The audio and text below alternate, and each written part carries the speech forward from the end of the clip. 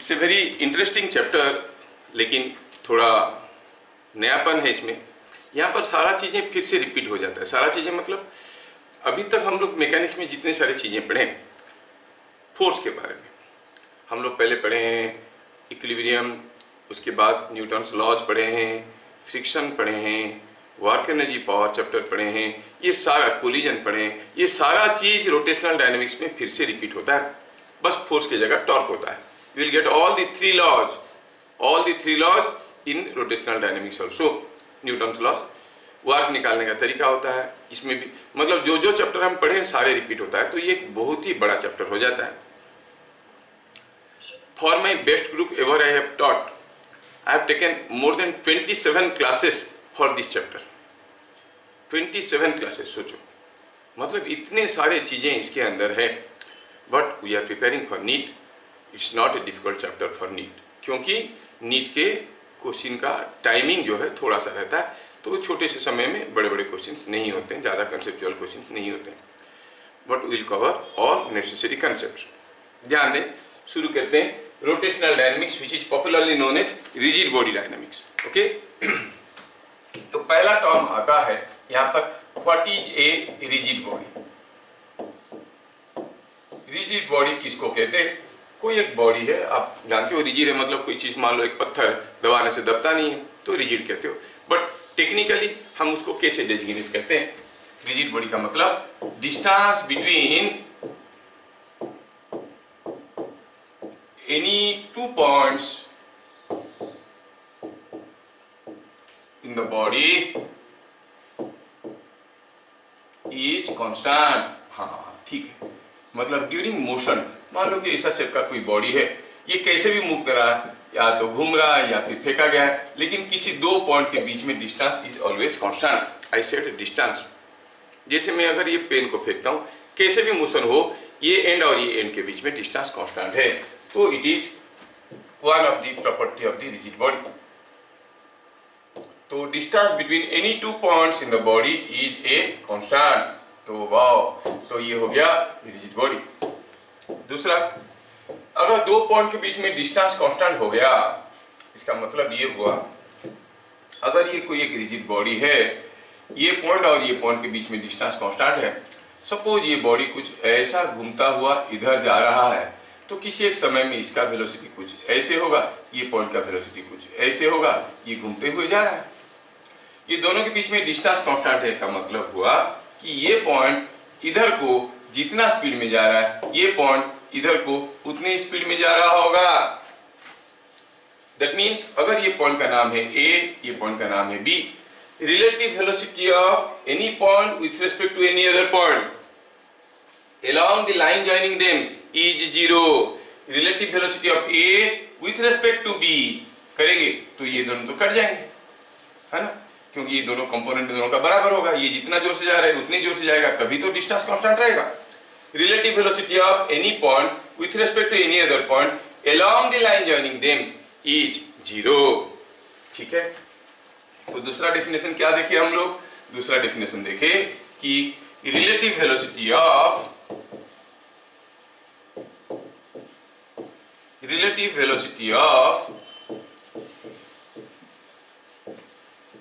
any point with respect to any other point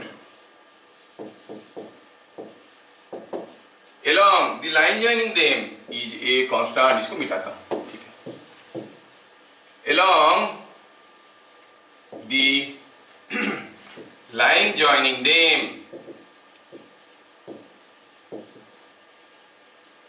is 0। अच्छा, along the line joining them the relative velocity is 0। अब सोचो ये pen है, ये pen कैसे घूमते फिरते आगे जा रहा है, ये पॉइंट का velocity with respect to this point along this line 0 है। ये पॉइंट का velocity with respect to this point along this line 0 है, मतलब ये पेन, ये पॉइंट को नहीं लग रहा है कि ये पॉइंट इधर जा रहा है along दिस लाइन, लेकिन ये पॉइंट तो मूव कर रहा है, तो इसको क्या लगेगा?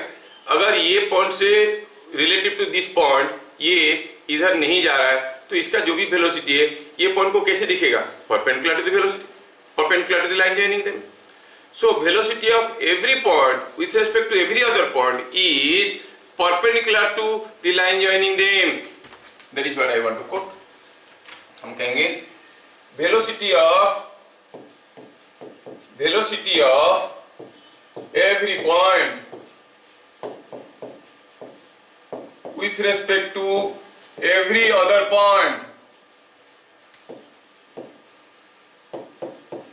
is perpendicular to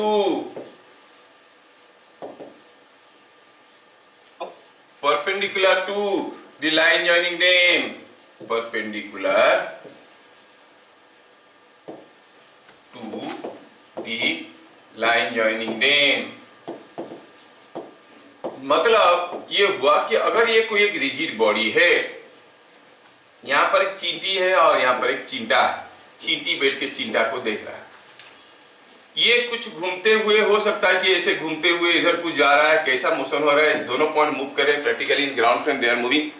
लेकिन अगर चिंटी को पूछेंगे चिंटा का मोशन कैसा है, what is the velocity of चिंटा विथ रिस्पेक्ट टू चिंटी, तो वो कहेगा कि velocity is something in a direction perpendicular to the line joining. ऐसे इसको दिखेगा कि इधर जा रहा है ना, with respect to this point. ये दूसरा पॉइंट दूर नहीं जा सकता, लेकिन चलेगा तो कैसे चलेगा, दूर नहीं जाके चलेगा, अभी तो कैसे चलेगा, सर्कुलर चलेगा। तो इसको लग रहा है कि सर्कुलर पाथ में घूम रहा है, और सपोज इसको लग रहा है कि इसका वेलोसिटी v है परपेंडिकुलर टू दिस लाइन। अगर ये डिस्टेंस l है तो a को क्या लगेगा, b घूम रहा है क्या एंगुलर वेलोसिटी में, v/l है ना। अच्छा b को पूछते हैं अच्छा a को क्या लग रहा है, b घूम रहा है सर्कुलर पाथ में with an angular velocity v/l, कैसे, क्लॉकवाइज। b को क्या लगेगा, b को लगेगा कि a का वेलोसिटी इधर को है, रिलेटिव वेलोसिटी है, a का वेलोसिटी b को जो लगेगा, b का वेलोसिटी a को उसका अपोजिट लगेगा। b को लगेगा कि a इधर जा रहा है v में, what is the angular velocity of a seen by b, वही v/l is the angular velocity, वो भी कैसे, क्लॉकवाइज। मतलब a को लग रहा है कि b जिस एंगुलर वेलोसिटी में क्लॉकवाइज घूम रहा है, b को लग रहा है कि a उस एंगुलर वेलोसिटी में क्लॉकवाइज घूम रहा है। ये अनदर इंटरेस्टिंग फैक्ट है। मतलब आप कहोगे ऐसा मोशन में, कौन सा motion, in case of rigid body, आप कहोगे कि velocity of every point with respect to every other point is same. Angular velocity of every point with respect to every other point is same. ठीक है, तो point को note करना है। क्या करना है, यहां पे करना है angular velocity of every point with respect to every other point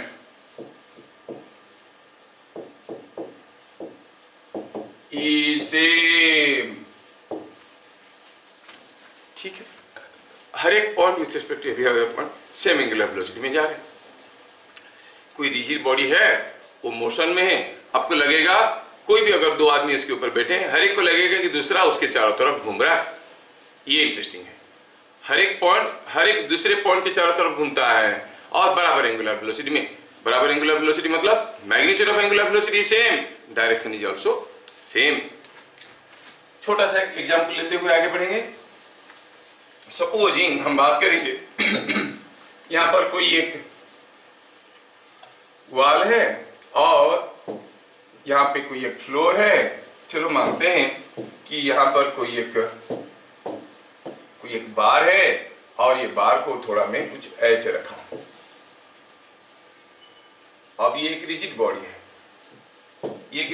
है, सपोज ये एंगल थीटा है, सपोज ये एंड फिसलने लगा विथ वेलोसिटी v1, ये एंड फिसलने लगा विथ वेलोसिटी v2। कुछ भी मोशन हो जाए, ये दोनों पॉइंट के बीच में डिस्टेंस कांस्टेंट है because it is a rigid body. नहीं तो v1 v2 में क्या रिलेशन आएगा, अगर इस एग्जांपल को देखेंगे तो हम कहेंगे रिलेशन बिटवीन v1 v2 क्या है, मतलब ये पॉइंट इधर को जितना वेलोसिटी में आ रहा है, ये पॉइंट इधर को उतनी ही वेलोसिटी में जा रहा है। अब बोलोगे अरे भाई सर ये तो फ्लोर है, कैसे जाएगा, धर जाएगा? अरे नहीं, उसका जो वेलोसिटी है उसका कंपोनेंट इस डायरेक्शन में है। तो आप कहोगे कि हाँ, पहला चीज समझ में आया कि V1 का ये कंपोनेंट, ये एंगल थीटा है ना, तो आप कहोगे V1 cos theta, V1 cos theta. इस एग्जांपल में इंपॉर्टेंट पॉइंट्स लिखेंगे। V1 cos theta is equal to V2 का ये कंपोनेंट, अगर ये थीटा है तो 90 माइनस थीटा है, so it is V2 cos 90 minus theta is sin theta. पहला रिलेशन। दूसरा, ठीक है ना, कोई आपको पूछेगा कि बताओ what is the angular velocity of point B with respect to A. Angular velocity of B with respect to A कितना हो जाएगा? बी का angular velocity with respect to A, मतलब आपको जानना है कि at what rate this alpha is changing. Alpha is changing, तो आप कहोगे बी का velocity with respect to A, मतलब ए मूव नहीं कर रहा है, विथ रिस्पेक्ट टू ए कर रहा है, ए मूव नहीं कर रहा है, तो ए क्या देखेगा, ये अल्फा किस रेट में बदल रहा है? यू से it is D alpha by D T. लेकिन ये अल्फा था क्या? It was 90 minus theta. ठीक है, अब देखो तो यहां पर क्या आ गया, ये D alpha by D T कैसे आ गया? D alpha by D T is derivative of 90 minus theta, तो it is coming out to be 90 का डेरिवेटिव तो 0 है, कांस्टेंट है, थीटा का हो गया minus D theta by D T. तो angular velocity of B with respect to A is minus D theta by D T. चलिए देखते हैं what is angular velocity of A with respect to B. Angular velocity of A with respect to B, वो भी वही आ रहा है क्या? चलो देखते हैं। तो it is coming like this. Now angular velocity of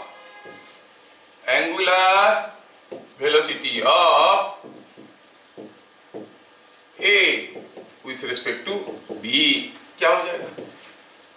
B को पूछो A का एंगुलर वेलोसिटी क्या है, देखेगा कि ये मूव कर रहा है, तो देखेगा किस रेट में थीटा बदल रहा है। यहाँ पर थीटा तो बदल रहा है, लेकिन क्या हो रहा है, घट रहा है कि बढ़ रहा है? घट रहा है, क्योंकि जैसे जैसे ये फिसलने लगा थीटा घट रहा है। तो थीटा घट रहा है, हम जानते हैं dy बाई dx में dy क्या है? Increase in y per unit change in infinitesimal change in x। D theta by D T में समय बदलेगा तो थीटा घट रहा है, तो इसका भी एंगुलर वेलोसिटी आएगा minus D theta by D T, क्योंकि थीटा घट रहा है, क्वांटिटी इज नेगेटिव, तो दोनों का एंगुलर वेलोसिटी बराबर आ रहा है, ए का with respect to B, B का विथ रिस्पेक्ट टू ए। कोई पूछेगा कि बताओ ये जो मिड पॉइंट है इसका वेलोसिटी क्या है? ठीक है, ये मिड पॉइंट का वेलोसिटी क्या है? अगर हम कहेंगे ये डिस्टेंस l/2 है, तो इसका भी वेलोसिटी कैसे होगा? जब ये ऐसे फिसल रहा है तो ये ऐसे घूम रहा होगा, तो b का with respect to b a का एंगुलर वेलोसिटी जितना होगा, मिड पॉइंट c का भी एंगुलर वेलोसिटी वही होगा, because angular velocity of every point with respect to every other point is same. What is angular velocity of C with respect to B? Same, minus theta by t। समझ में आया? आगे। Now this is a part of rotational motion। Rotational motion किसको कहते हैं? Rotational motion और opposite में क्या है इसका? Translational motion. ट्रांसलेशनल मोशन, कोई बॉडी ट्रांसलेशनल मोशन में कब है? कभी कभार ये कुछ गलतफहमी लाता है कि ट्रांसलेशनल मोशन मतलब motion along a straight line, ऐसा नहीं है। ए पार्टिकल में be moving in A curved path, फिर भी वो ट्रांसलेटरी मोशन में हो सकता है। तो ट्रांसलेशनल मोशन किसको कहते हैं? At any instant velocity of every point is same, मतलब मैग्नीट्यूड भी सेम है, डायरेक्शन भी सेम है, तो हम इसको कहेंगे translational motion. Just for sake of example, suppose I say here is a curve path, मान लो कि ये कोई टेढ़ा मेढ़ा रास्ता है और हुआ यूं है कि यहाँ पर कोई एक डंडा रखा है, ये एक डंडा है। सपोज ये डंडा चलने लगा, कभी ऐसे गया, कभी ये गया ऐसे, तो डंडा चलने लगा, कभी ऐसा है, ठीक है, कभी ऐसा है और कभी ऐसा है, ठीक है, ऐसे करके डंडा जा रहा है। It is going in a chord path. देखो किसी एक समय में जब यहाँ पर था, किसी एक इंस्टेंट में इसका हर एक पॉइंट का वेलोसिटी बराबर था। यहाँ पर जब था ये इधर जा रहा था, ये ऐसे, ये ऐसे, ये ऐसे। यहाँ पर जब था ये नीचे आ रहा था, तो ये पॉइंट का वेलोसिटी कुछ ऐसे था, ये पॉइंट का कुछ वेलोसिटी ऐसे था, ये ऐसे था। यहाँ पर कुछ बात ऐसा, किसी एक समय में इसका हर एक पॉइंट का वेलोसिटी बराबर है। Just look at the pen, I am moving the pen like this. मतलब किसी भी एक समय में, इवन मैं एक सर्कुलर पाथ में भी जा रहा हूं, अगर मैं ऐसे जा रहा हूं तो हम कहेंगे ये ट्रांसलेटरी मोशन है। समझ में आ रहा है? You can consider this as a translatory motion. हर एक पॉइंट में उसका वेलोसिटी बराबर है। अच्छा, रोटेशनल मोशन किसको कहेंगे? इन द कंट्रास्ट यहां पर क्या था? Velocity of every point is same, तो इसमें हम कहेंगे angular velocity of every point is same. हर एक पॉइंट का एंगुलर वेलोसिटी अगर बराबर हुआ तो हम कहेंगे ये कौन सा मोशन है? ये हो गया रोटेशनल मोशन। रोटेशनल मोशन किसको कहेंगे? Eight any instant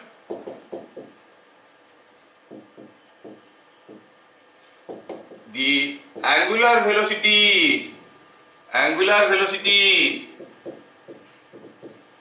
of every point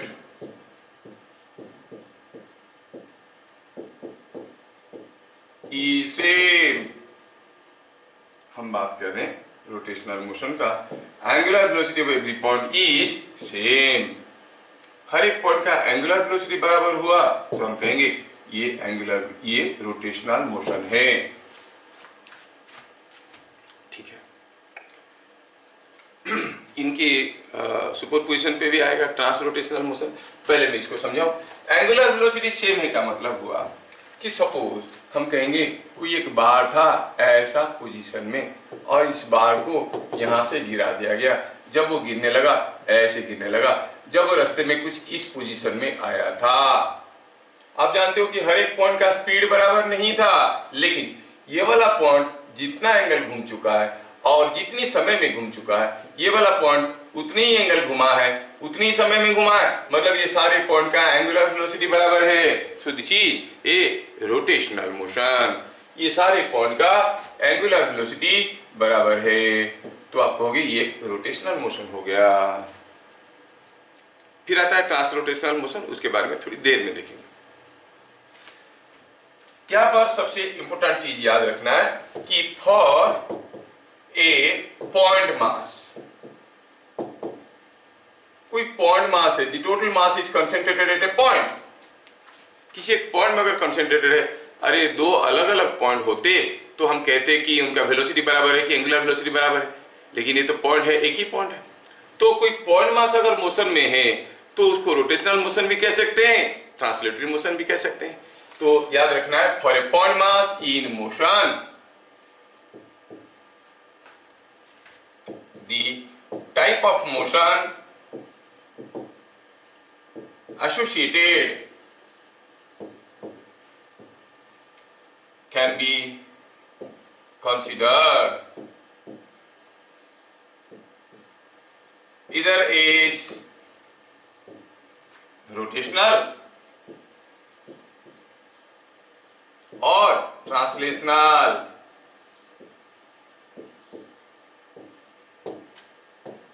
मतलब कोई पॉइंट मास मोशन में अगर उसका moment of inertia angular velocity मालूम है, कोई पूछा kinetic energy, half I omega square भी कर सकते हो, हाफ एम वी स्क्वायर भी कर सकते हो।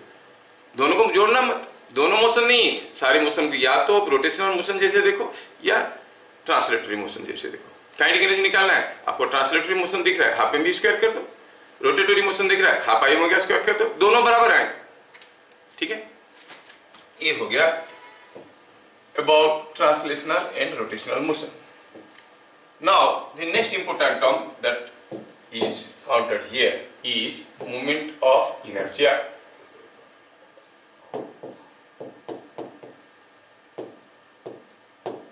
moment of inertia inertia.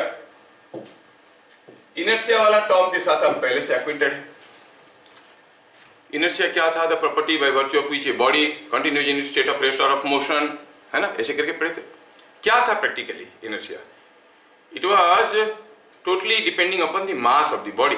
अगर आपके सामने दो पैकेट रखा गया है तो कहा गया कि पैकेट को कौन सा पैकेट हैवी है बताओ, तो उठा के चेक कर सकते हो, जो ज्यादा वजन लगेगा वो ज्यादा हैवी है, बट उठाने के लिए अलाउड नहीं है। अब क्या करोगे आप? पुश करके देखोगे। कोई पैकेट को पुश किए आसानी से मूव कर गया और दूसरे को पुश किए थोड़ा ताकत लगाना पड़ा, नॉट बिकॉज ऑफ फ्रिक्शन, नीचे स्मूथ है, फिर भी एक को मोशन आसानी से ले आ सकते हो, दूसरे को मोशन में लाने में हमें थोड़ा दिक्कत होता है। मतलब ये रोकने की कोशिश कर रहा है, जब उसको आप मूव करवाने की कोशिश करते हो तो उसका इनर्शिया ज्यादा है। तो इससे आपको ये समझ में आता है कि जिसको पुश करके मोशन में लाने में आपको ज्यादा डिफिकल्टी होता है उसका इनर्शिया ज्यादा है। किसका ज्यादा है? जिसका मास ज्यादा है। तो इनर्शिया को हम कुछ ऐसे भी समझ सकते हैं, inertia of a body is defined as the difficulty with which this body can be set into motion from rest। Rest से मोशन में लाने में जो डिफिकल्टी फेस होता है उसको हम इनर्शिया कहते हैं। कौन सा मोशन? Translatory motion. कोई बॉडी रेस्ट में है, उसको ट्रांसलेटरी मोशन में लाने के लिए जो डिफिकल्टी हम फेस करते हैं हम उसको कहते हैं क्या? Inertia of the body which directly depends upon the mass. अब analogous term in rotational motion is moment of inertia. तो क्या डेफिनेशन बनेगा? वैसे सिमिलर डेफिनेशन बनेगा। क्या कहेंगे? It is the difficulty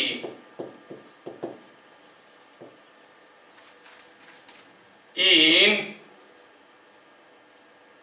bringing a body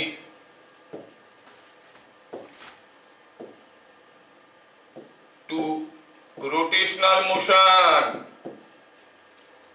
और to initiate rotational motion in a body, ऐसे कर सकते हैं। to initiate is the difficulty faced or to initiate rotational motion in a body।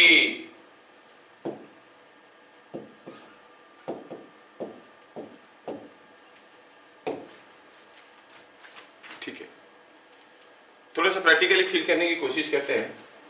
Supposing हमारे पास कोई एक बॉडी यहाँ पर है, ये मान लो कि 2 kg का है, और ये कोई एक दूसरा बॉडी है जो कि मान लेते हैं कि ये कुछ 30 kg का है। मैं ये अरेंजमेंट को थोड़ा सा कुछ पोजीशन बदलना चाहता हूँ। मतलब मैं कुछ इसको इस पोजीशन में लाना चाहता हूँ। इधर का लाना चाहता हूँ 30 kg और इधर को लाना चाहता हूँ सिर्फ 2 kg। तो मेरे पास 2 चॉइस हो सकता है कि कीपिंग 2 kg कांस्टेंट मैं ये पूरा चीज को घुमा लूं, इसको घुमा के इधर ले आऊं तो ऐसा पोजीशन आ जाए। नहीं, ये 30 kg का मास है, 30 kg फील करो तो चीजें बनेगा। सारी चीज फॉर्मूला से नहीं बनते। ऐसे क्वेश्चन आएंगे जहां पर आपको फॉर्मूला मालूम नहीं होगा या फिर फॉर्मूला आप अप्लाई ही नहीं कर सकते from fundamental have to do. हाँ, तो क्या बात कर रहे थे? बात कर रहे थे कि अगर मैं इसको ये एक्सिस 1 में घुमाता हूं और इसको इधर ले आता हूं, ऐसा पोजीशन आ जाएगा। और I can rotate it about axis 2 also. When I rotate it about axis 2 और इसको घुमा के इधर ले लेता हूं, तब ये पोजीशन आ जाता है। Now you try to feel. क्या लग रहा है आपको? ये पूरा चीज को 1 वाली एक्सिस में घुमाना आसान लगेगा कि 2 वाली एक्सिस में घुमाना आसान लगेगा? कीपिंग 2 kg फिक्स्ड, 30 kg को मूव करके ऐसे लाना आपके लिए ज्यादा डिफिकल्ट है कि 30 kg को फिक्स रखते हुए 2 kg को उधर लेना आपको ज्यादा डिफिकल्ट लग रहा है? ऑब्वियसली 2 kg को फिक्स रख के 30 kg को घुमाना ज्यादा डिफिकल्ट लग रहा है। मतलब it is difficult to rotate this entire system about this axis but easy to rotate about this axis.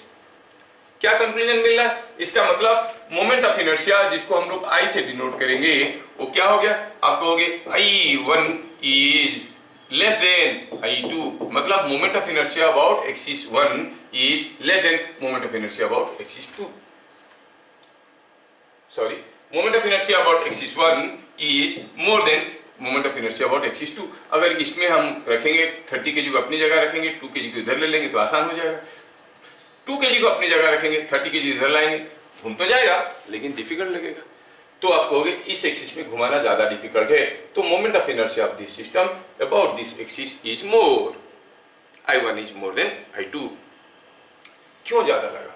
क्योंकि ये ज्यादा मास एक्सिस से दूर था। तो मोमेंट ऑफ इनर्शिया कोई एक बॉडी या फिर सिस्टम ऑफ मासेस का किसके ऊपर डिपेंड करता है? डिपेंड करता है कहां पर एक्सिस लिया गया है और विथ रिस्पेक्ट टू एक्सिस बाकी सारे मासेस का डिस्ट्रीब्यूशन क्या है। So moment of inertia of a body depends upon the axis and distribution of masses with respect to axis. Mi depends on axis of rotation, axis of rotation and distribution of masses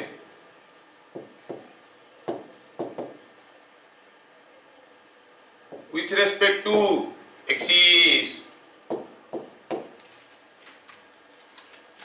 distribution of masses with respect to axis को हम कुछ अलग तरीके से भी समझ सकते हैं। We can say distribution of masses with respect to axis, मतलब हम कह सकते हैं कि it is the shape and size of the body. Body का शेप कैसा है, साइज कैसा है, वो डिसाइड करेगा। सो it depends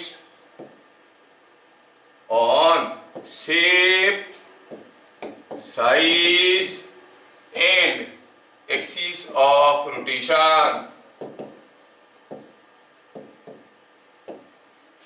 शेप के ऊपर डिपेंड करता है, साइज के ऊपर डिपेंड करता है और एक्सिस ऑफ रोटेशन के ऊपर भी डिपेंड करता है। ठीक है, क्या कंक्लूजन हुआ? जब ये मासेस दूर थे मोमेंट ऑफ इनर्शिया इस एक्सिस में ज्यादा हो रहा था। यहां पर कहें तो ज्यादातर मास क्लोज थे, मोमेंट ऑफ इनर्शिया कम हो गया। इसका मतलब when masses are away from axis the moment of inertia is more and vice versa, मतलब masses are close to the axis, moment of inertia is less। क्या बात समझ में आया? Yes। चलिए इसके ऊपर और भी गहराई से जाएंगे, लेकिन उससे पहले देखते हैं if polar ice caps melt, if the polar ice caps melt, then mi of earth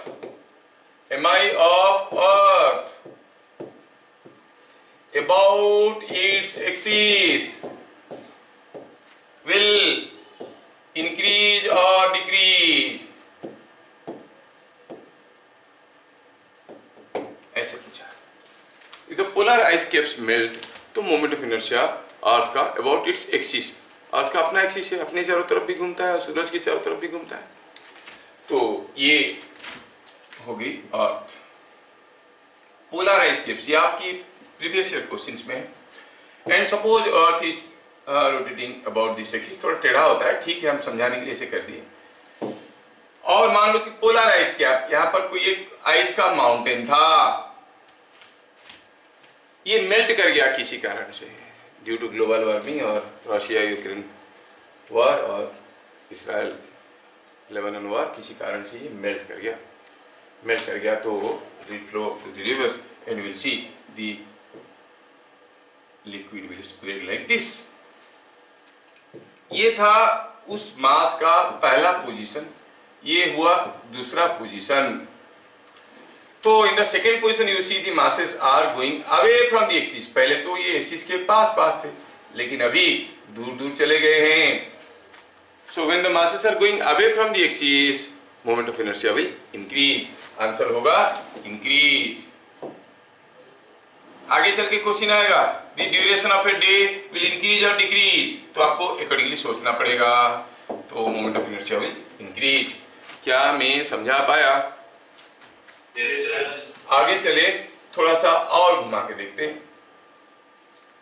ये होगी हमारी अर्थ की कहानी। दूसरा, सपोज हम कहेंगे कि यहाँ पर कोई एक एक्सिस है और यहाँ पर हुआ क्या है कि हमारे पास कोई एक प्लेट है.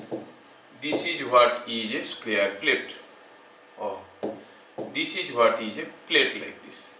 ये कोई एक स्क्वायर प्लेट है. ये जो स्क्वायर प्लेट है इसको हमने घुमाना चाहा अबाउट एक्सिस ए बी, मतलब इस प्लेट को पकड़ के हम ऐसे घुमाना चाहते हैं. तो क्वेश्चन क्या है given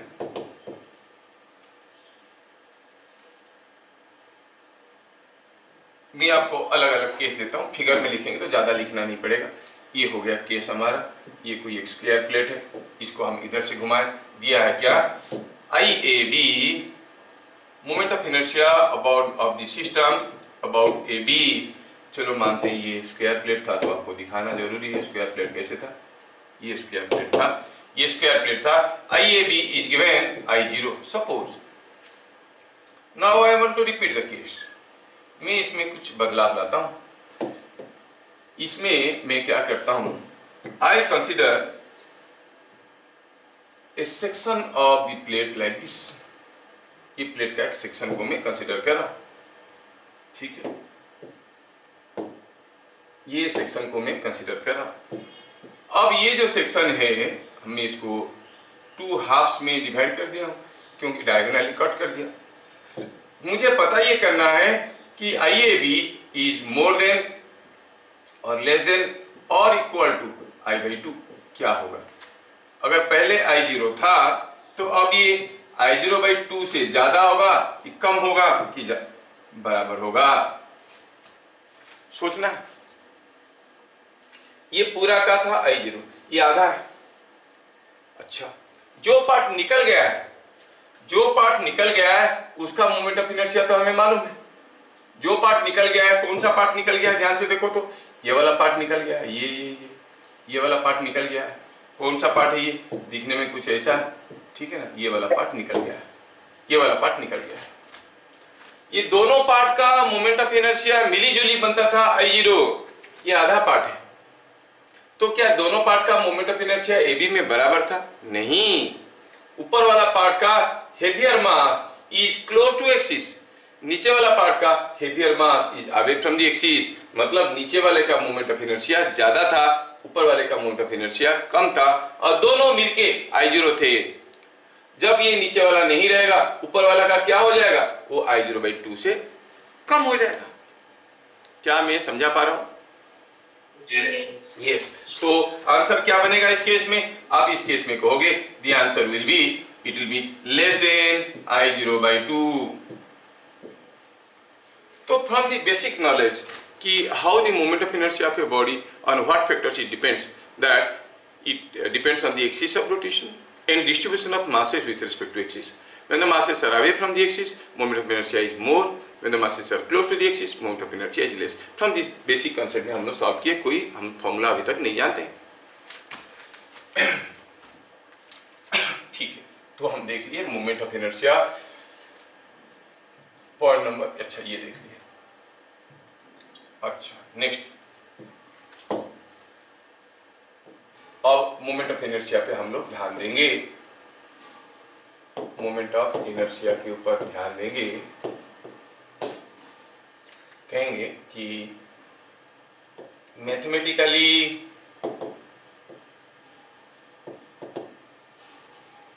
MI of a body depends on, or body is given by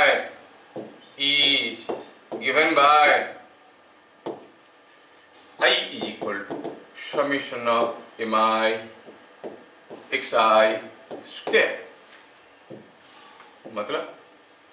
मतलब हुआ ये कि अगर मेरे पास कोई एक बॉडी ऐसा शेप का है और इसका मैं मोमेंट ऑफ इनर्शिया इस एक्सिस में निकालना चाहता हूं, इस एक्सिस में मोमेंट ऑफ इनर्शिया निकालना चाहता हूं का मतलब हुआ मैं इस बॉडी को इस एक्सिस में ऐसे घुमाना चाहता हूं. जस्ट थिंक, इसको पकड़ा ऐसे घुमाया, पकड़ा ऐसे घुमाया.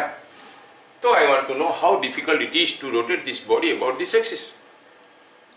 तो करना क्या, पहले आप इसको छोटे छोटे पॉइंट मासेस में सोच लो।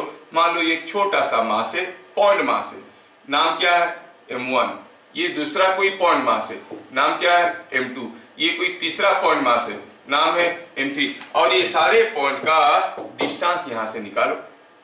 ध्यान रहे m1 m2 m3 are point masses, m1 m2 m3 are point masses. तो मोमेंट ऑफ इनर्शिया क्या बनेगा? Moment of inertia will be m1 x1 square. अगर ये डिस्टेंस x1 है, ये डिस्टेंस x2 है, ये डिस्टेंस x3 है, तो m1 x1 स्क्वायर, थोड़े की जरूरत है, yes, plus m2 x2 square plus m3 x3 square. ऐसे सबका निकालो और जोड़ दो, सबका निकालो और जोड़ दो, तो you will get the total moment of inertia of this body about this axis. सारे का मोमेंट ऑफ इनर्शिया निकाल के जोड़ दो।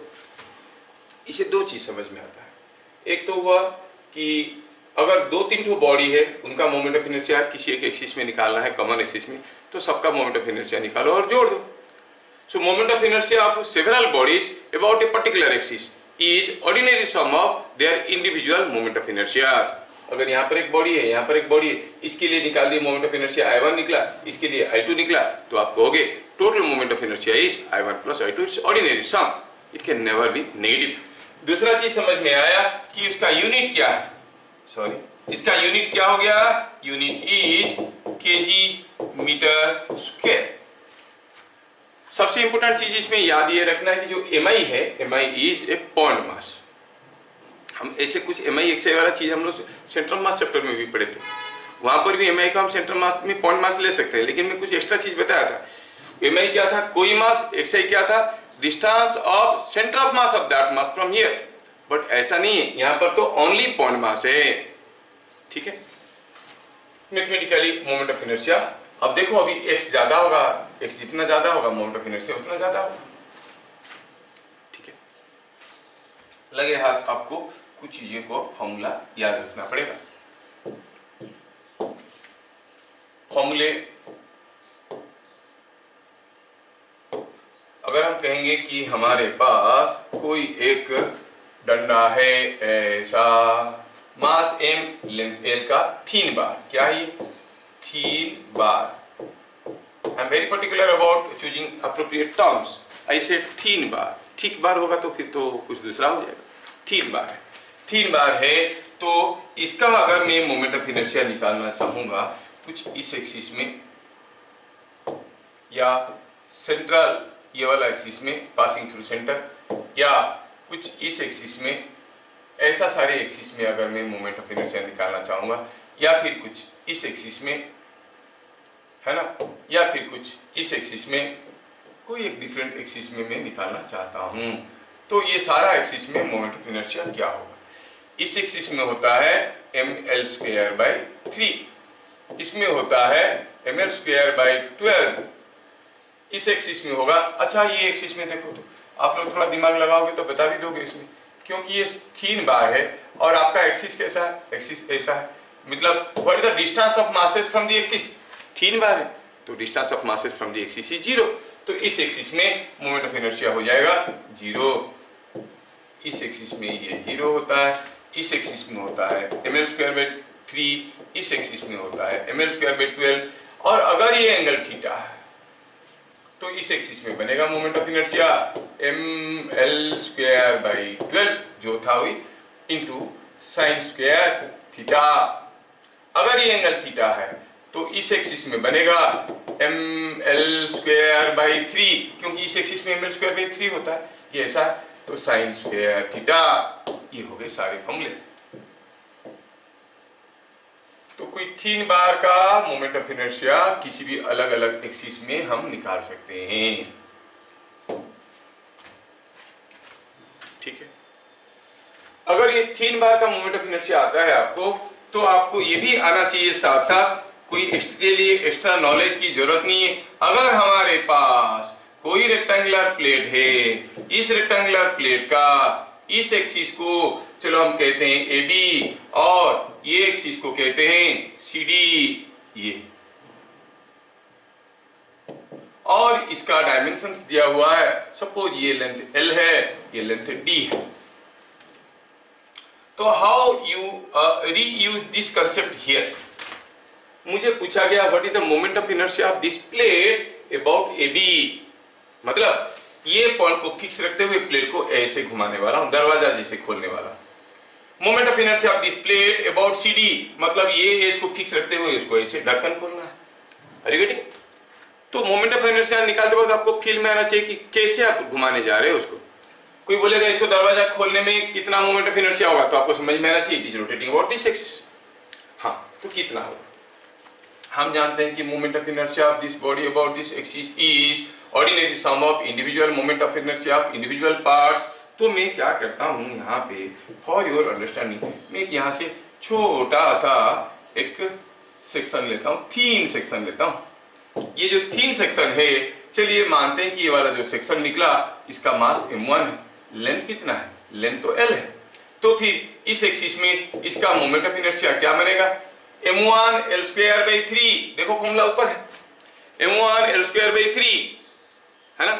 तो ऐसे सारे थीन सेक्शन का अगर निकालें तो सारे थीन सेक्शन का निकाल के जोड़ेंगे तो क्या आ जाएगा? m2 L²/3, m3 L²/3, सबको जोड़ देंगे, m1 plus m2 plus m3 सब मिलेगा तो क्या मिलेगा? m।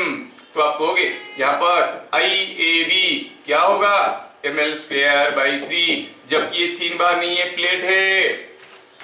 तो मैं इसको यहाँ पे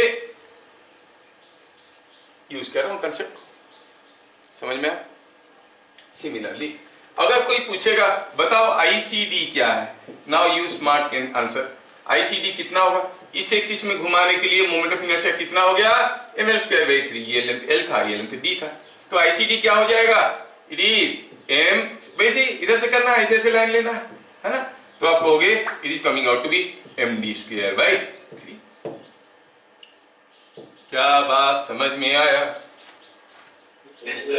इंस्टेड अगर मैं आपको कुछ ऐसे पूछता इस एक्सिस में, तो आप कहते हैं कि mL²/12, इस एक्सिस में mD²/12 एंड सो ऑन। आप स्मार्ट हो, थोड़ा सा बताने से बाकी चीज आपको समझ में आ जाना चाहिए। ठीक है, we have seen the moment of inertia of a thin bar. For a ring, अगर कोई एक रिंग है, ऐसा कोई एक रिंग है, I will make the ring like this।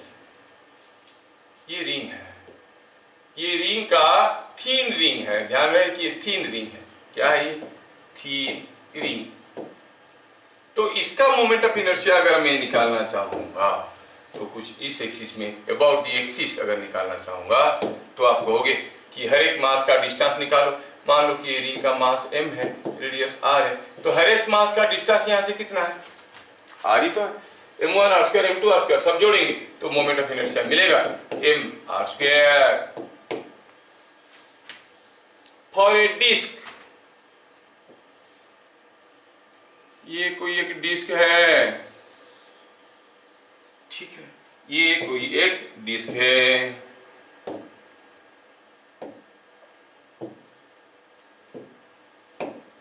अगर इस डिस्क का मैं निकालना चाहता हूं moment of inertia about this axis, about the axis of the disc, about the axis of the disc,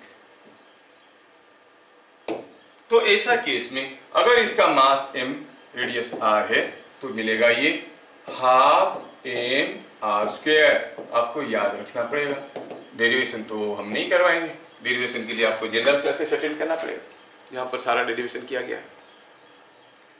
अब इसकी एक्सटेंशन में आता है कोई थीन हॉलो सिलेंडर। मान लो कि एक हॉलो सिलेंडर है, एक थीन हॉलो सिलेंडर है, और आपको पूछा गया है बताओ इस एक्सिस में मोमेंट ऑफ इनर्शिया क्या होगा? इस एक्सिस में मोमेंट ऑफ इनर्शिया क्या होगा आप जानना चाहते हो, तो आप कहोगे this cylinder can be chopped into number of thin rings. ऐसे करके छोटे बहुत सारे थीन रिंग कट कर सकते हैं। m1 अगर ये रिंग का मास बना, तो अगर इसका रेडियस r है तो आप कहोगे m1 r², m2 r², ring का जैसे फॉर्मूला था। तो जोड़ेंगे तो क्या मिलेगा? I will be mr²। किसके लिए? For thin hollow cylinder. ये कोई थीन हॉलो सिलेंडर था जिसके लिए बात कुछ ऐसे आया। अगर ये हॉलो सिलेंडर नहीं होता, क्या होता? सपोज ये हॉलो सिलेंडर नहीं होता, कोई सॉलिड सिलेंडर होता। In that case let me draw it again. Oh, ये पूरा चीज को मैं लेता हूं यहां से। अगर ये कोई थीन हॉलो सिलेंडर नहीं है, rather it is a solid cylinder. क्या ये एक सॉलिड सिलेंडर है? ये एक सॉलिड सिलेंडर है, ठीक है। तो ये सॉलिड सिलेंडर के लिए क्या हो जाएगा? आप इसको कट करो, टुकड़े टुकड़े बनाओ, हर टुकड़ा एक डिस्क बनेगा। एक टुकड़ा का मास m1 है, रेडियस r है, मोमेंट ऑफ इनर्शिया उस टुकड़े का बनेगा हाफ m r²। दूसरे डिस्क का हाफ m2r², हाफ m3r², सबको जोड़ोगे तो मिलेगा हाफ mr²। तो for a thin solid cylinder आपको मिलने वाला है ये half mr²।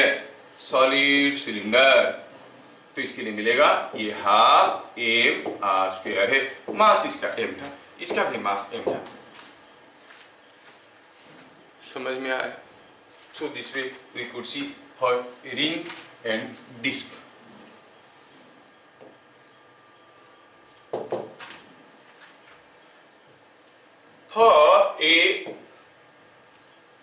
For a solid sphere, कोई सॉलिड स्फीयर के लिए हम याद रखेंगे कि अगर ये कोई एक सॉलिड स्फीयर हुआ जो कि भरा हुआ है अंदर से, ठीक है, it's a solid sphere, it is completely fill inside. चलो इसका मास m है, रेडियस इसका r है। किसी भी एक axis passing through the centre, मान लो कि ये एक्सिस है, ये कौन है? Solid sphere. इसमें मोमेंट ऑफ इनर्शिया होता है 2/5 mr², ठीक है, 2/5 mr²। अगर मैं बात करूं हॉलो स्फीयर का, कोई एक हॉलो स्फीयर के लिए बात करिए, सॉलिड स्फीयर तो लिखे थे, क्यों लिखे थे? हाँ, तो कोई हॉलो स्फीयर का अगर बात करेंगे, इन case of hollow sphere, again thin hollow sphere, जिसमें कुछ अंदर नहीं है, ठीक है। ऐसा के लिए बनता है 2/3 mr²। ये आपको याद रखना पड़ेगा, ठीक है। So you could understand the basic फॉर्मूले रिलेटेड टू, बहुत सारी चीजों का निकल सकता है, लेकिन हम लोग ये बेसिक चीजों को याद रखेंगे, हमारा काम निपट जाएगा। Hollow sphere, solid sphere, disc, ring and कोई बार,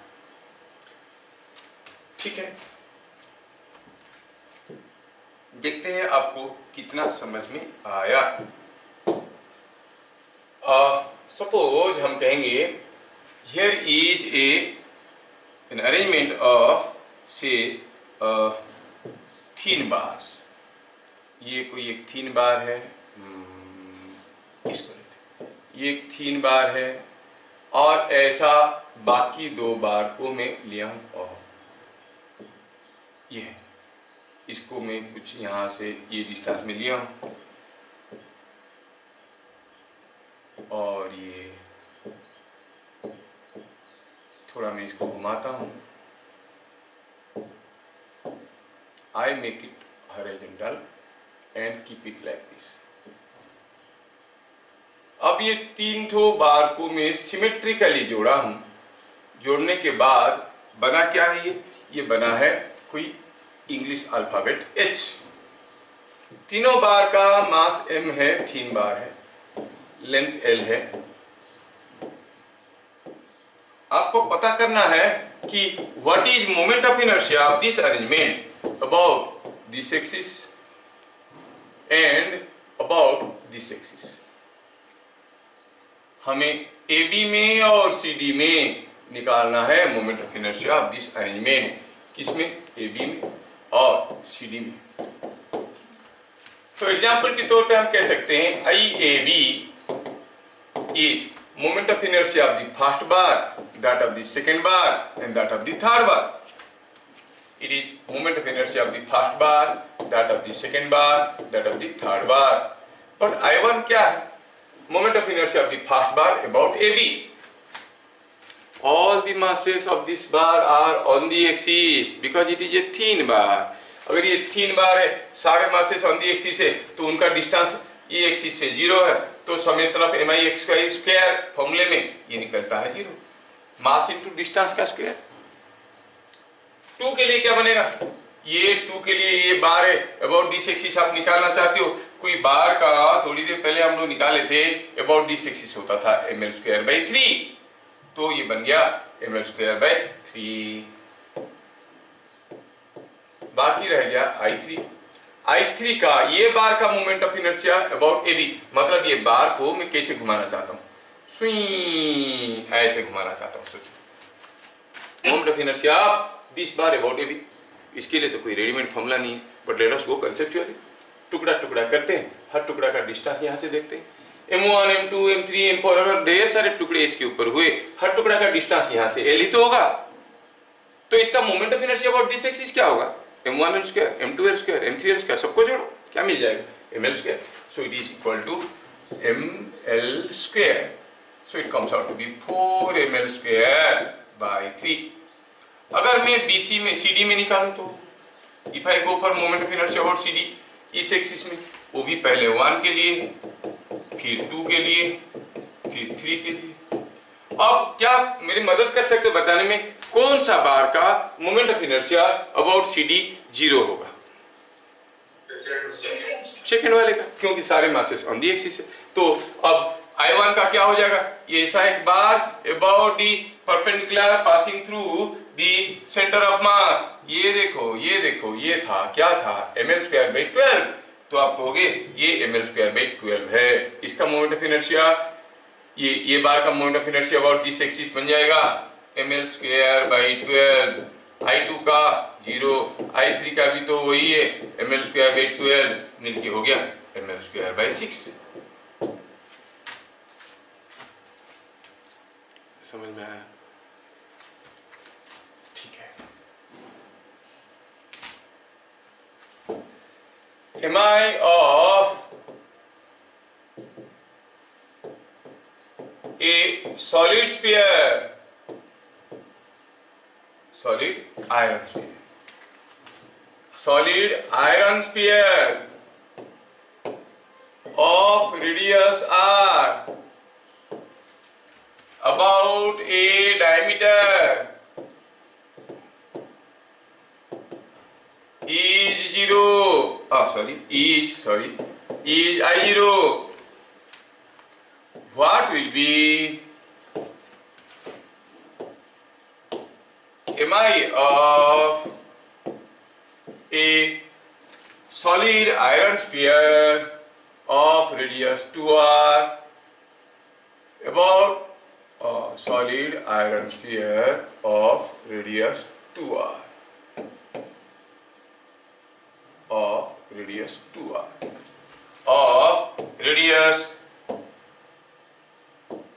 2r about a diameter,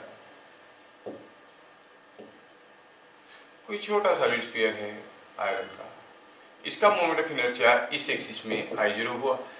थोड़ा बड़ा वाला ले लेंगे जिसका रेडियस 2r है, इसका रेडियस r था, इसका रेडियस 2r है, तो मोमेंट ऑफ इनर्शिया क्या होगा? किसी एक डायमीटर में ऐसे पूछा गया है। Can anyone help me thinking? Yes, देखा, इसीलिए तो रोशन अच्छा रखा, क्योंकि चीजें याद रखता है। Very good.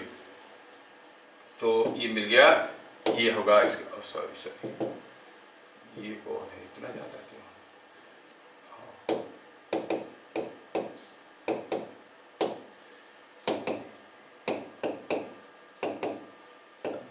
हाँ, सोचो, अगर ये छोटा सा जो सॉलिड स्फीयर है इसके बारे में सोचते हैं। आप जानते हो कि जो I0 है, जो मोमेंट ऑफ इनर्शिया है, वो होता है 2/5 m r²। ये सॉलिड आयरन स्फीयर है, सॉलिड आयरन स्फीयर है तो उसका कुछ डेंसिटी होगा, तो फिर इसका मास कितना होगा, वॉल्यूम इंटू डेंसिटी। वॉल्यूम हो गया 4/3 पाई आर क्यूब इंटू डेंसिटी, ये हो गया मास इंटू आर स्क्वायर। तो इसमें दोनों स्फीयर सॉलिड आयरन स्फीयर है, तो दोनों के लिए रो सेम है। इसका मतलब हुआ I is proportional to r to the power 5 r cube into r square, it is r to the power 5, है ना। तो फिर आप क्या कहोगे, रेडियस को डबल कर दोगे तो r डबल हो जाएगा, तो r डबल हो जाएगा तो जो नया बनेगा मोमेंट ऑफ इनर्शिया वो बनेगा I2 by I1 is given by 2r to the power 5 बाय r टू द पावर 5, क्योंकि कांस्टेंट है तो रेशियो में सारे कांस्टेंट्स कट जाएंगे। सो it is coming out with 32, मतलब I2 will be 32 times I0, moment of inertia will B 32 times I0। क्या बात समझ में आया? Yes, sir. अगला question, from a solid iron sphere of radius r, radius 2r, from a solid iron sphere of radius 2r and mass m, a concentric section, concentric spherical section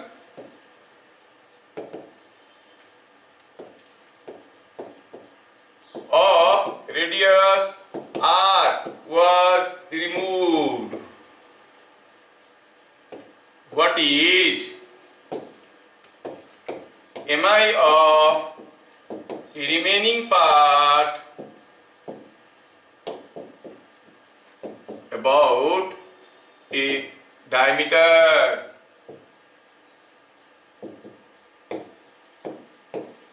कोई solid iron sphere था radius r का, उस solid iron sphere से हमने क्या क्या निकाल दिया, कुछ हिस्सा। कितना हिस्सा निकाल दिया, concentric spherical part of radius r, ठीक है। Concentric spherical part of radius r is removed, ठीक। अभी हमें ये पता करना है कि जो बच गया उसका मोमेंट ऑफ इनर्शिया क्या है। Before we go for calculation of everything, ये कोई एक सॉलिड स्फीयर था, अब इसका मास भी दिया गया था, मास m है, रेडियस 2r है, इसका मास m है और रेडियस 2r है, ऐसा दिया गया था, मास m है, रेडियस 2r है। इसमें से मैं सर्कुलर स्फेरिकल कॉन्सेंट्रिक सेक्शन को निकाल दिया, ये सेक्शन को निकाल दिया इसमें से। अब ये सेक्शन को अगर निकाल दिया तो फिर क्या बच गया यहाँ पे, आप कहोगे यहाँ पे तो अब कुछ है नहीं।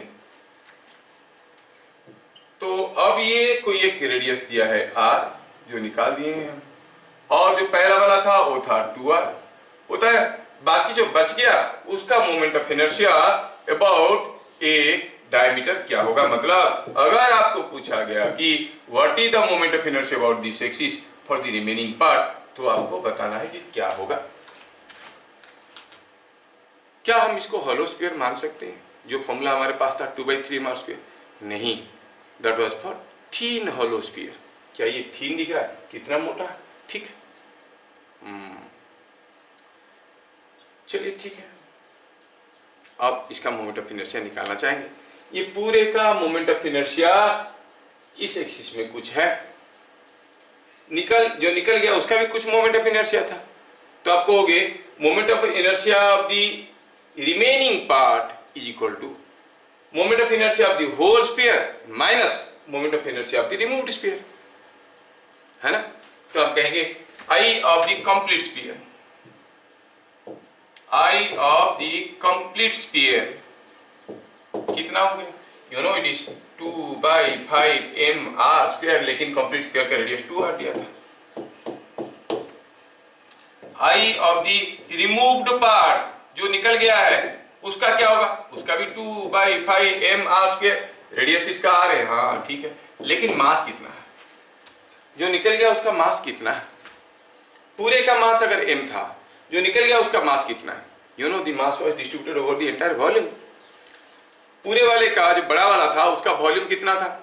4/3 पाई इंटू 2r³ नहीं, 4/3 पाई इंटू 2r का क्यूब, 2r का क्यूब मतलब 4/3 पाई r³ इंटू 8। जो निकल गया उसका वॉल्यूम 4/3 पाई r³, क्योंकि रेडियस इसका r है। मतलब पूरा वॉल्यूम अगर 8v था, जो निकल गया है वो v है, 1/8 पार्ट इज रिमूव्ड। ये समझ में आना चाहिए, सर चीज नहीं लिख सकते, किल time. The volume of the removed part is 1/8 part of 1/8 part of the big volume। मतलब mass of the removed part is also m/8, है ना?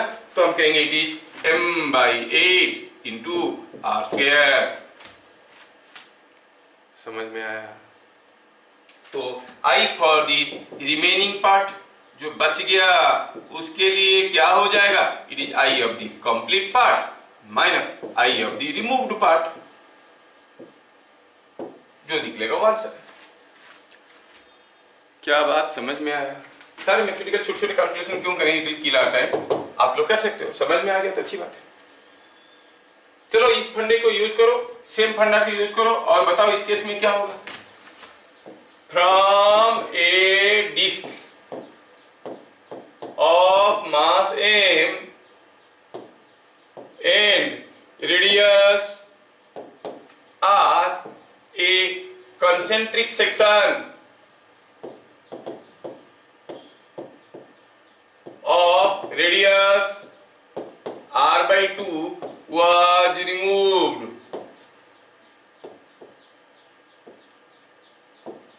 Find mi of remaining part about axis of disk। आप कह सकते हो, आप लोग कोशिश शुरू करो, तब तक मैं बनाता हूँ। ये हो गया, मैं तब तक फिगर बनाता हूँ। ये हो गया डिस्क, ये डिस्क में से मैंने ये डिस्क ऐसा है, मैं इसमें से कंसेंट्रिक सेक्शन निकाल दिया हूँ जिसका रेडियस r/2 था। ये है वो सेक्शन, कंसेंट्रिक सेक्शन है, इसका रेडियस r/2 है ना? ऐसा दिख रहा है। अच्छा, तो डिस्क कैसे दिख रहा है? वो डिस्क कुछ ऐसे दिख रहा है। ओह, डिस्क कुछ ऐसा दिख रहा है और ये कुछ ऐसा है।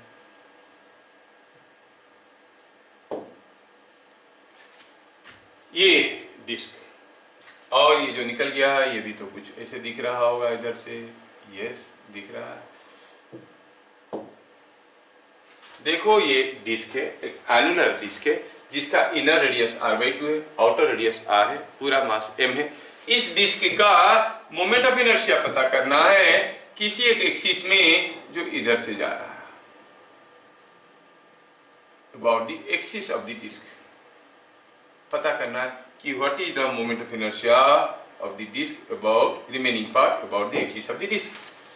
तो तरीका वही रहेगा, सीधे सीधे लिखता हूं, I of the remaining part is equal to I of the complete disk minus I of the removed part। Complete disc का तो सबको मालूम है, हाफ m r स्क्वायर होता है, क्योंकि रेडियस इसका r दिया है, रेडियस इसका r दिया है, हाफ m r स्क्वायर। जो रिमूव्ड पार्ट है उसका मास कितना है? वो भी तो एक डिस्क है, हाफ m r स्क्वायर करेंगे उसके लिए। उसका मास कितना है? m/4। ये समझ में आना चाहिए, क्योंकि पूरा डिस्क का एरिया था पाई r स्क्वायर, जो निकल गया उसका एरिया है पाई r स्क्वायर बाई 4। तो ये हाफ m/4 इंटू रेडियस इसका r/2 है, उसका स्क्वायर। डिस्क का moment of inertia half m r square होता है। तो जो निकला वो आंसर। ठीक है, अगला question, am I of a uniform meter stick about an axis perpendicular to its length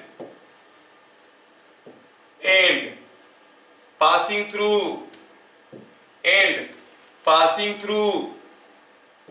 length and passing through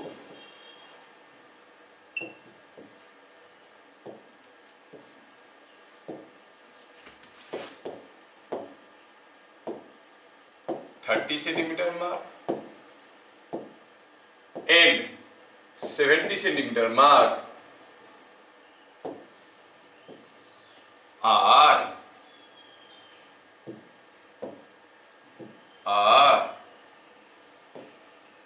I1 and I2. What is more,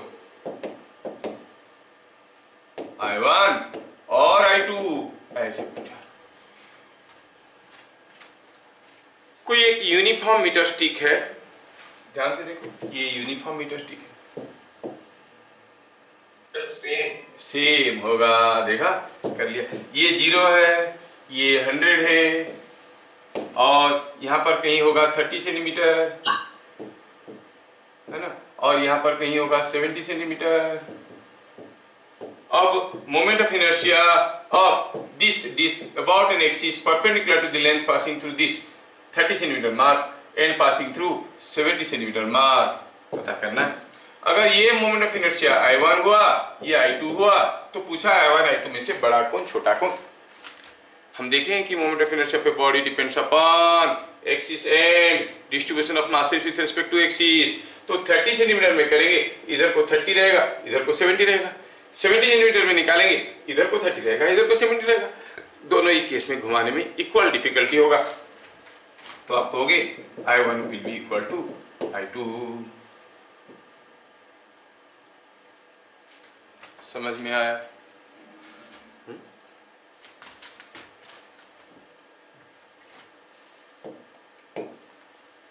अगर हम कहेंगे कि यहां पर कोई एक पॉइंट मास है, सिंपल सा क्वेश्चन है, हो सकता है कि आप गड़बड़ कर दोगे। ये एक्स एक्सिस है, ये वाई एक्सिस है, पॉइंट मास का कोऑर्डिनेट दिया है 3 मीटर, 4 मीटर कोऑर्डिनेट दिया है। Find mi of 2 kg about x axis, y axis, z axis।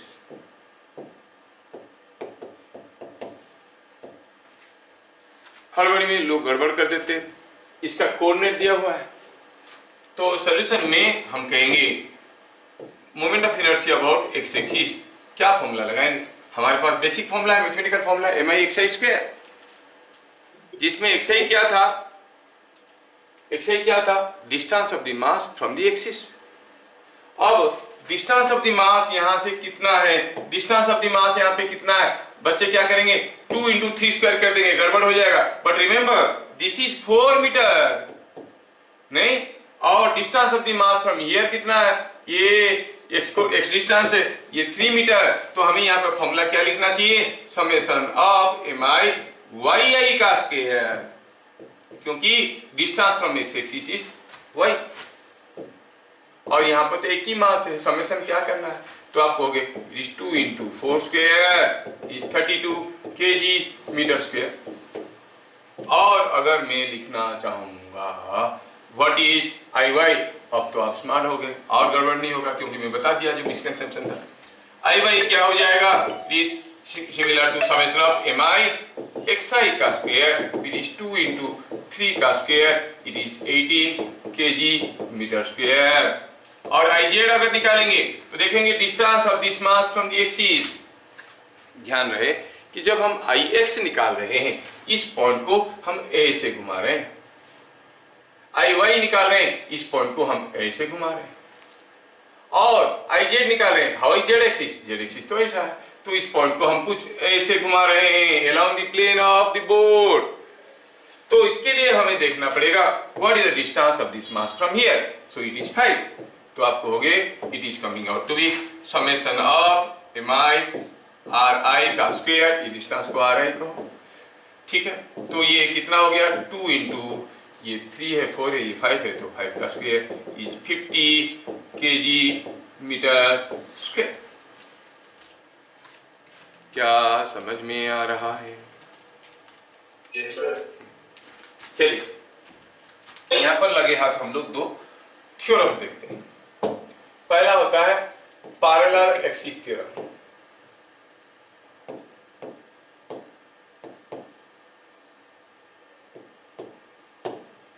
क्या कहता है ये थ्योरम? कहता है कि अगर आपके पास कोई बॉडी है ऐसा शेप का जिसका सेंटर ऑफ मास कहाँ है आपको मालूम है, ये क्या है, सेंटर ऑफ मास, और इस एक्सिस से पास करता हुआ किसी भी एक एक्सिस में मोमेंट ऑफ इनर्शिया आपको मालूम है एच आई सी एम। ये कोई एक बॉडी है जिसका सेंटर ऑफ मास से पास करता हुआ कोई भी एक्सिस में मोमेंट ऑफ इनर्शिया हमें मालूम है कितना, ICM। कोई भी एक्सिस में सेंटर ऑफ मास से कितने टू एक्सिस पास कर सकता है? You can have an axis like this, like this, like this, like this, सीधा ऐसे, टेढ़ा मेढ़ा, infinite number of axis can go.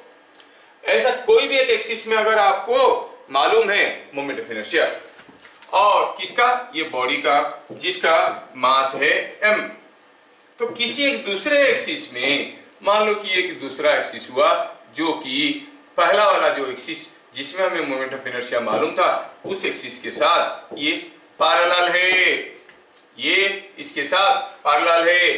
तो थ्योरम कहता है कि moment of inertia about AB is equal to ICM plus MH square. H क्या है, H is the distance between them.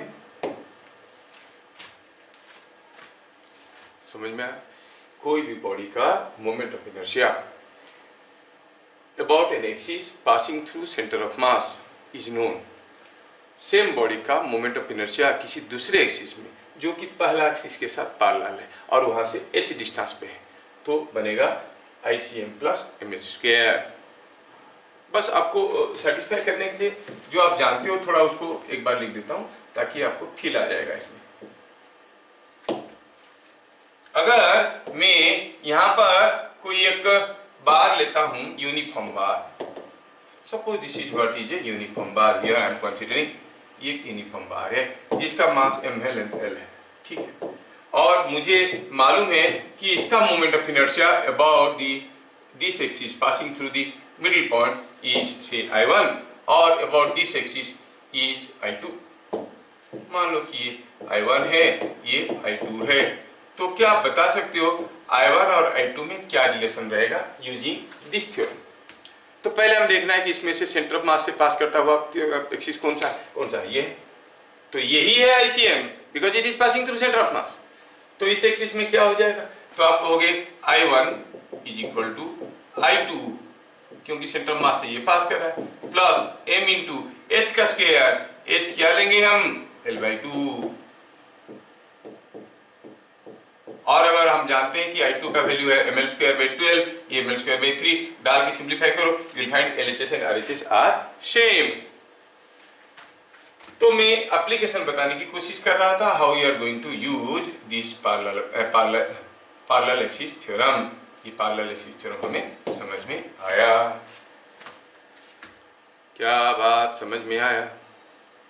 Yes, sir. अगर मैं आपको पूछता हूं just for sake of example, हमारे पास कोई एक सॉलिड स्फीयर है, ये क्या है, सॉलिड स्फीयर, क्या है इसका मास, मास m है, रेडियस तो r है। अच्छा, ऐसा कोई एक सॉलिड स्फीयर का मुझे मोमेंट ऑफ इनर्शिया पता करना है किसी एक एक्सिस में जो कि tangent to this sphere. I want to know what is IAB।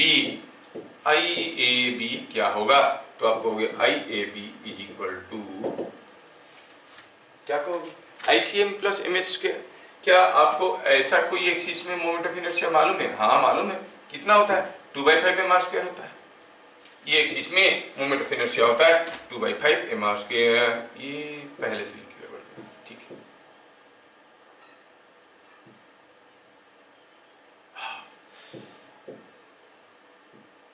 हमको मालूम है कि इसका इस एक्सिस में मोमेंट ऑफ इनर्शिया हमें मालूम है, यही एक्सिस है ICM, तो आप क्या कहोगे? It is ICM plus MH square, ICM plus MH square. और सॉलिड स्फीयर का वैल्यू सबको याद है, ICM होता था 2/5 mr square plus m into h। h क्या लेंगे? ये r ही तो है, तो आप कहोगे mr स्क्वायर। ये हो गया 7/5 mr square. So you could follow what is moment of inertia of a solid sphere about a tangent. About a tangent solid sphere का क्या होगा हमें समझ में आ गया। क्या मैं ठीक ठाक समझा पा रहा हूँ?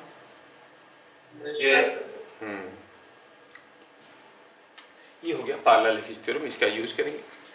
And this is applicable for all bodies, हर एक बॉडी के लिए एप्लीकेबल है। लेकिन जो दूसरा थ्योरम है परपेंडिकुलर एक्सिस थ्योरम,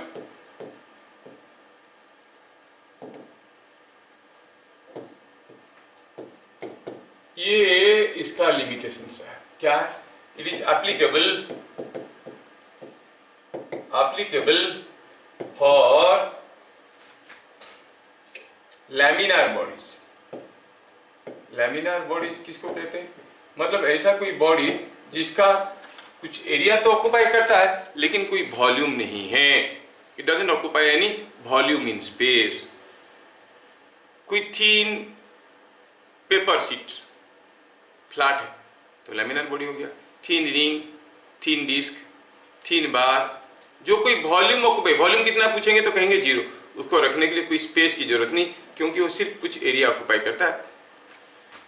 मतलब आप इसको कोई थीन रॉड के लिए तो यूज कर सकते हो, you can use it for a thin rod, you can use it for a thin rod, और you can use it for a thin ring, और you can use it for a thin disc. ठीक है, ये थीन disc है, लेकिन ये सब के लिए तो यूज कर सकते हो, but you can not use it for A sphere. ये स्फीयर के लिए आप यूज नहीं कर सकते हो। फॉर ए सिलेंडर आप यूज नहीं कर सकते हो। मान लो कोई थीन सीट भी है लेकिन टेढ़ा है, ऐसा सेट का कोई थीन सीट है। Are you getting?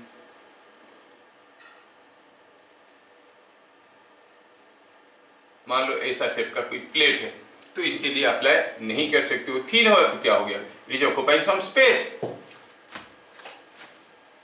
समझ में आया? तो इसके लिए अप्लाई नहीं कर सकते, इसके लिए अप्लाई नहीं कर सकते, इसके लिए अप्लाई नहीं कर सकते, इसके लिए कर सकते हैं, इसके लिए कर सकते हैं, इसके लिए कर सकते हैं। मतलब जो कुछ एरिया तो ऑक्युपाई करता है, वॉल्यूम नहीं है। मैं क्यों बार बार रिपीट कर रहा हूं? क्योंकि आगे चल के तकलीफ होता है इसमें, कभी गड़बड़ फॉर्मूला लगा देते हैं। क्या कहता है ये थ्योरम? ये परपेंडिकुलर एक्सिस थ्योरम कहता है कि अगर आपको किसी बॉडी का मोमेंट ऑफ इनर्शिया मालूम है, कोई थीन लैमिनार बॉडी का, ये कोई एक थीन लैमिनार बॉडी हुआ, ये कोई भी वॉल्यूम ऑक्युपाई नहीं करता है, only some area it is occupied, flat है। ऐसा थीन लैमिनार बॉडी का कोई भी दो एक्सिस ले लो, अपनी मर्जी के दो एक्सिस, एनी टू एक्सिस। आप चाहो तो ऐसा एक्सिस ले सकते हो, आप चाहो तो ऐसा एक्सिस ले सकते हो, आप चाहो तो ऐसा एक्सिस ले सकते हो, कैसा भी एक्सिस ले लो, but take it along the plane. Consider any two mutually perpendicular axis along the plane of the lamina, along the plane of the lamina. जैसे ये लैमिना की प्लेन में है, सपोज मैं कहूं दूसरा एक्सिस इसके साथ परपेंडिकुलर होना है और इसी प्लेन में होना है, तो आप यहाँ पे कर सकते हो या फिर यहाँ पे कर सकते हो, कहीं भी कर सकते हो, but it should be perpendicular. Suppose मैं ऐसा दो एक्सिस में मैं बात करने जा रहा हूं, ये है AB और ये है CD। ये दोनों एक्सिस एक दूसरे को पॉइंट O में कट कर रहे हैं, तो इसमें ध्यान रखने वाली चीज क्या हुआ? AB and CD are two mutually perpendicular axis along plane of lamina, ये जो लामिना है उसका प्लेन में, along the plane of lamina, AB और CD क्या है? तो म्यूचुअली परपेंडिकुलर एक्सिस है along the plane of lamina. ये है CD, ठीक है, B है, ये A है, हाँ ठीक है. IO क्या है? अगर AB में मुझे मोमेंट ऑफ इनर्शिया मालूम है, CD में मोमेंट ऑफ इनर्शिया मालूम है, तो moment of inertia of this body about an axis which is perpendicular to the plane and passing through the intersection of the two axes, AB और CD का intersection कहाँ हुआ है? O में हुआ है. इस एक्सिस में कितना होगा? I repeat, if moment of inertia of a laminar body about any two mutually perpendicular axes along the plane of the lamina are known as IAB and ICD, then moment of inertia of the body about an axis perpendicular to its plane and passing through the intersection of AB and CD is given by IO क्या है? MI of body about a perpendicular axis or about an axis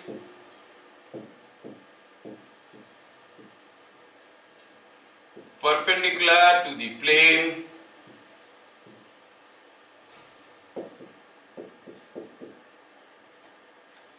passing through O, passing through intersection O is equal to, it is equal to IX plus, it is equal to IAB plus ICD. अगर moment of inertia इस body का AB में और CD में मालूम है, moment of inertia body का about an axis perpendicular to the plane passing through their intersection O is given by IAB plus ICD. क्या बात समझ में आया? Yes, sir. थोड़ा सा एक एग्जांपल लेते हैं, जल्दी समझ में आ जाएगा. Find MI of a ring about a diameter. कोई रिंग है,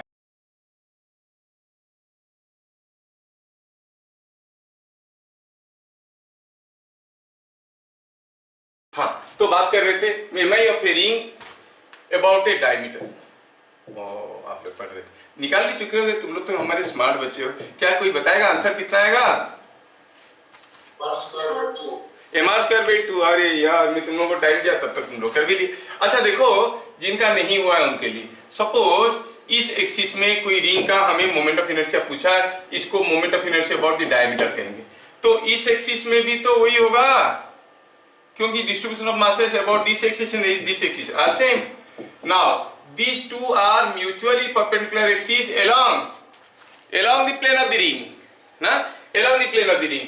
तो फिर moment of inertia about an axis passing through their intersection and perpendicular to the plane हो गया ये वाला.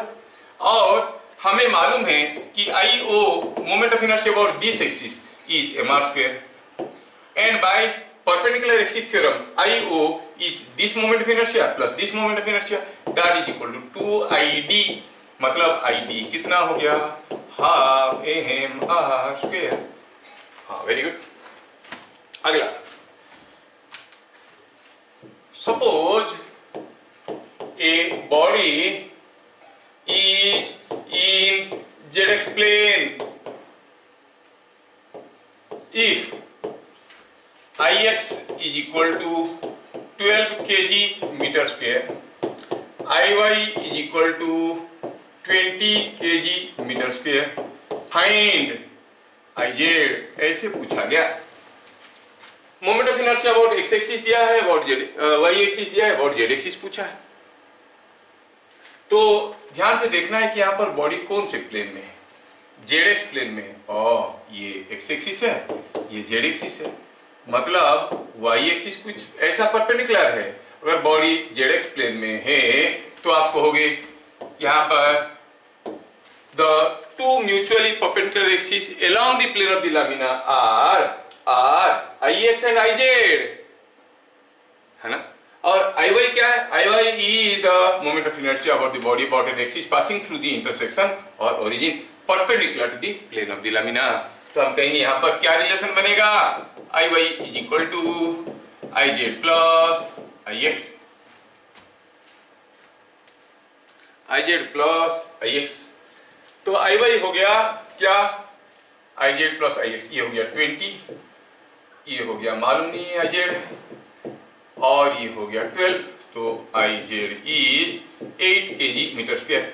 अक्सर बच्चे इसको ना IZ equal to IX plus IY कर देते हैं, गड़बड़ मत करना, अलर्ट रहना, सावधानी घटी दुर्घटना घटी। नेक्स्ट, यहां पर कोई हमारे पास एक स्क्वायर प्लेट है, it's A square plate, square plate है। इस स्क्वायर प्लेट का moment of inertia about this axis is known I1, about this axis is I2, ना इस एक्सिस में I2 है, थोड़ा इसको ऐसे लेते हैं, yes. Moment of inertia about this two axis are known to me, and moment of inertia about this axis is I3। आप तीनों एक्सिस को थोड़ा ध्यान से देखो, ये पॉइंट को आप AB कहो, ये एक्सिस को आप CD कहो, ये एक्सिस EF, ये एक्सिस कहाँ है? It is making some angle 30 degree here, ऐसा दिया है। दिया ये है कि ये जो स्क्वायर प्लेट है इसका मास कितना है? इसका मास m है, यूनिफॉर्म प्लेट है, ठीक। चलिए मास कुछ भी है, यूनिफॉर्म प्लेट है, हम मान लेते हैं ये है स्क्वायर प्लेट। क्या है ये? Square plate. पूछा है arrange IAB, IBC and ICD, IBC कहाँ गया? IAB arrange IAB, ICD and IEF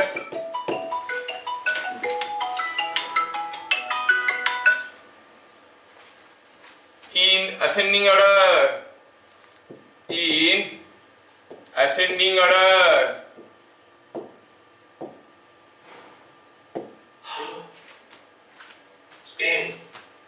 same. चलो भाई, दूसरों को थोड़ा सोचने की मौका दो, सेम कैसे हुआ देखेंगे।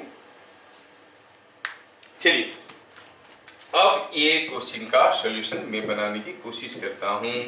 सी ये हो गया, ई थोड़ा सा बड़ा कर देता हूँ ताकि मैं लिख पाऊंगा। ई है, ये ए है ना, ये बी है, ये एफ है, ये डी है। अब इस फिगर को थोड़ा छोटा करते हैं ताकि हमारा स्पेस बचेगा।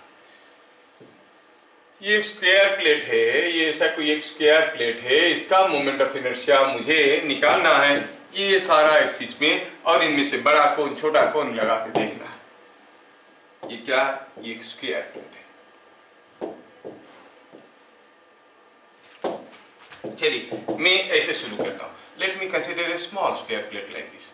अब इसका मोमेंट ऑफ इनर्शिया इस एक्सिस में IAB है और इस एक्सिस में भी तो ये होगा नहीं। Moment of inertia of this square plate about this two axis will be same. तो बात कर रहे थे, अगर इस एक्सिस में IAB है, इस एक्सिस में IAB है, तो O में क्या होगा? Moment of inertia about this axis, इसमें IAB तो इसमें भी IAB होगा, ये भी 2 IAB है कि? सोचो, इस एक्सिस में IAB है तो इस एक्सिस में भी IAB ही होगा। और भाई परपेंडिकुलर एक्सिस थ्योरम, इस एक्सिस में दिस प्लस दिस, भाई सब आइए। अगर मैं इसका मोमेंट ऑफ इनर्शिया किसी एक दूसरा एक्सिस में निकालता हूं, कैसा एक्सिस में, ऐसा वाला, इस एक्सिस में आईसीडी है, तो ये एक्सिस भी तो परपेंडिकुलर हुआ भैया, ये एक्सिस भी तो परपेंडिकुलर हुआ। तो आप क्या कहोगे, again they will be cutting each other at the point O at the centre, तो आप कहोगे I O is equal to twice of ICD. हाँ, ये भी वही होगा जैसे इसमें हुआ।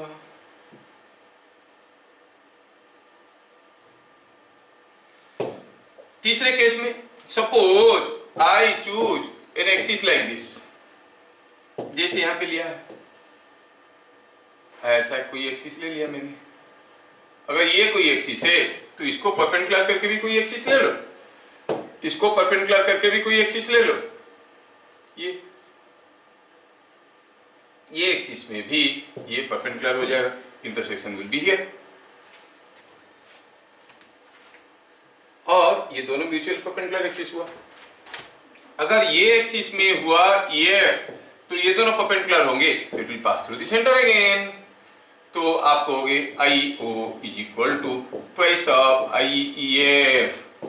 क्या पता चला, आई ओ तो आई ओ है, ये सब उसके साथ बराबर है, कंक्लूजन मिला I A B is equal to I C D is equal to I E F, ये तीनों बराबर होंगे।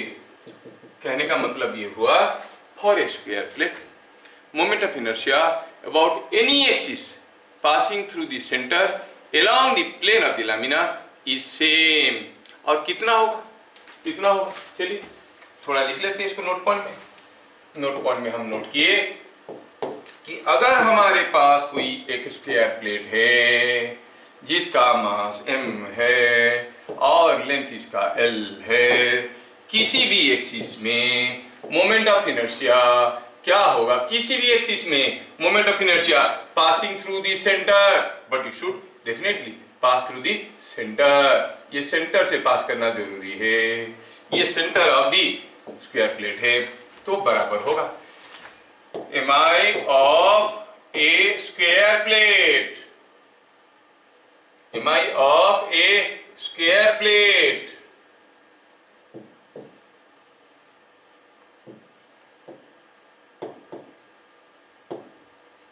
about an axis along the plane passing through center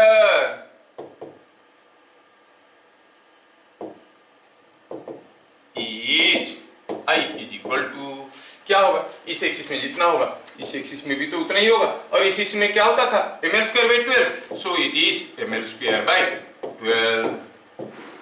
क्या बात समझ में आया, ये I1 है, ये I2 है, सब बराबर है, I1 I2 सब कुछ बराबर, ml square by 12। ठीक है,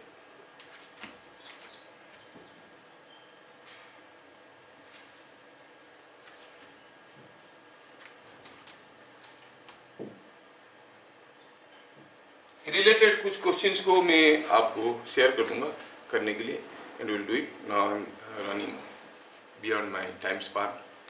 फिर मिलेंगे नेक्स्ट क्लास, तब तक के लिए जय हिंद।